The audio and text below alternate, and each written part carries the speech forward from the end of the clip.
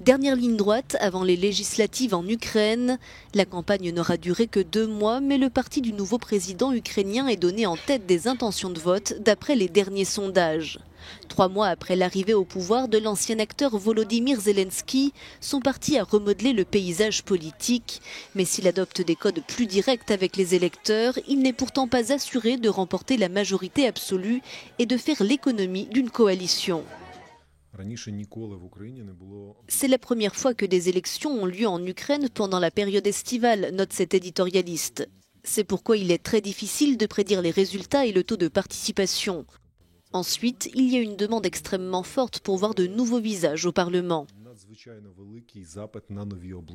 D'autres formations politiques viennent aussi rebattre les cartes, comme ce parti libéral et pro-européen. Direction le siège du parti Voice qui n'a que quelques mois d'existence.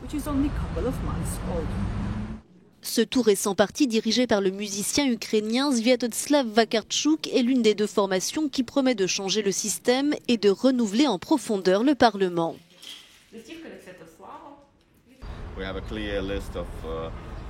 Nous avons une liste de critères que doivent remplir tous les candidats du parti, explique ce responsable. Ne pas s'être engagé contre la révolution de Maïdan, ne pas avoir de position pro-russe, ne pas être impliqué dans des affaires de corruption, être intègre et pas de zone d'ombre dans leur parcours.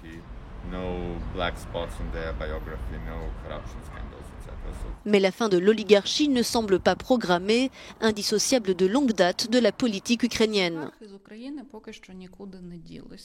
Les oligarques n'ont pas quitté l'Ukraine, ils soutiennent divers partis au Parlement et les candidats font des interventions télévisées sur des chaînes entièrement détenues par les oligarques. Cependant, il n'y a pas de monopole d'un seul oligarque sur les autorités. Les habitués de la politique, eux, défendent leur expérience et leur connaissance des rouages. Les soutiens de l'ex-président Viktor Yanukovych, évincé pendant la révolution de Maïdan, promettent de rétablir l'ordre et la paix. Solidarité européenne, le parti pro-occidental de l'ancien chef de l'État Petro Porochenko est lui aussi dans la course. Il pourrait franchir le seuil fatidique des 5% pour disposer de représentants au Parlement.